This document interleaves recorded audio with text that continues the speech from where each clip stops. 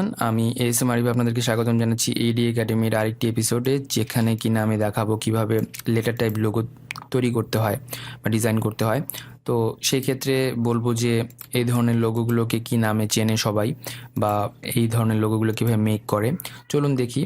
তো এইটি মনে হচ্ছে খুব কঠিন একটি লোগো মেকিংয়ের একটি হবে, বাট না, আসলে এটি সহজ একটি ব্যাপার। চলুন একটু অ্যানালাইজ করে দেখি আসলে কি কঠিন না সহজ।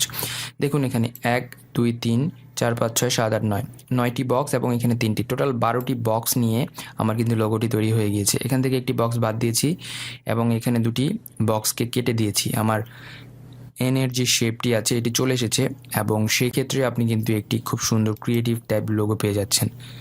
সো চলুন শুরু করি। ফাইলে গিয়ে প্রথমে নিউ নেব এবং এখানে 1000 বাই 1000 পিক্সেলের একটি আর্টবোর্ড নিয়ে নেব। আপনি যদি চান তাহলে ব্লিড রাখতেও পারেন, নাও রাখতে পারেন, অ্যাজ এ উইশ। সো আমি 8GB কালার মোড বা সিএমওয়াইকে কালার মোডেই রাখবো। সো সেই ক্ষেত্রে যেহেতু আমি লোগো বানাচ্ছি, লোগোটি প্রিন্ট আউটে যাবে, সেই ক্ষেত্রে সিএমওয়াইকে হওয়া ছাড়া উপায় নেই। সো সেই ক্ষেত্রে আমি ক্রিয়েট ক্লিক করলে আমার নতুন আর্টবোর্ড চলে আসবে।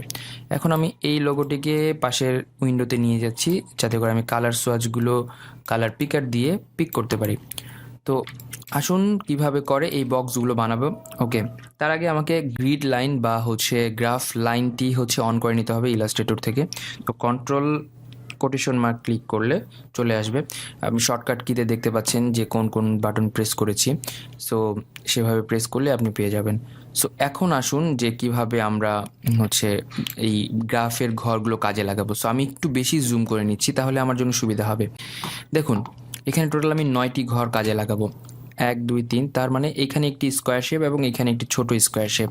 আমি যদি এখানে একটি স্কোয়ার শেপ আঁকি, শেপ টুলে গিয়ে আমি যদি এখানে স্কোয়ার শেপ এই আদলে আঁকি, সো এবং এখানে যদি আমার আরেকটি ছোট স্কোয়ার শেপ আঁকি, সো আমার এই দুইটা স্কোয়ার শেপ দিয়ে কিন্তু আমার পুরো লোগোর কাজটি হয়ে যাবে। আমি দুটিকে সিলেক্ট করে পাথফাইন্ডার থেকে মার্জ করে দিচ্ছি বা ইউনাইট করে দিচ্ছি, উইন্ডো থেকে পাথফাইন্ডার।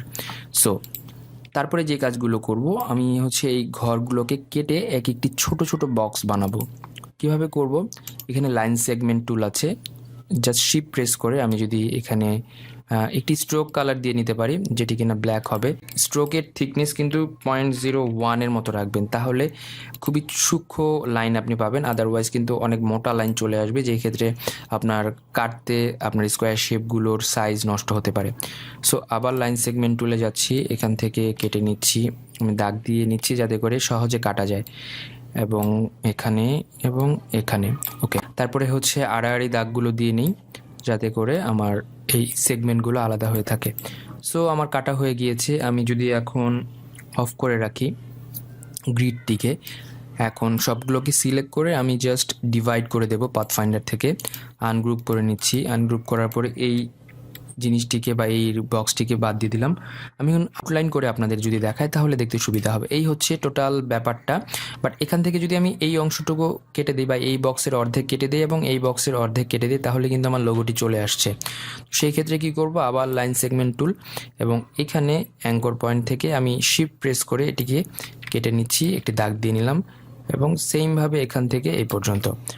ওকে, তাহলে আমি এই বক্স এবং লাইন এবং এই বক্স এবং লাইন দুটিকে সিলেক্ট করে জাস্ট ডিভাইড করে দেব, আনগ্রুপ করব, তারপরে এই অংশটুকু আমি বাদ দিয়ে দেব এবং এই অংশটুকু বাদ দিয়ে দেব।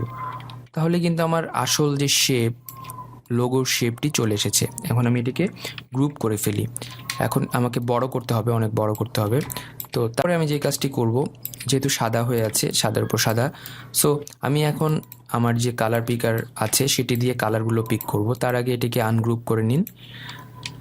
তারপরে দেখুন, এখানে এই বক্সটি সিলেক্ট করে আই প্রেস করুন, আই প্রেস করে কালারটি পিক করুন, এখান থেকে কালার পিক করুন এবং প্রতিটা কালার এভাবে পিক করে নিয়ে কাজটি শেষ করি। তো এটি আসলে খুবই easy type but creative. So মানুষজন কিন্তু এই সিম্পল বাট ক্রিয়েটিভ কাজগুলো অনেক পছন্দ করে। আপনি তখনই একজন ভালো ডিজাইনার হতে পারবেন যখন অনেক সিম্পলের মধ্যে আপনি অনেক ক্রিয়েটিভ কাজ উপহার দিতে পারবেন।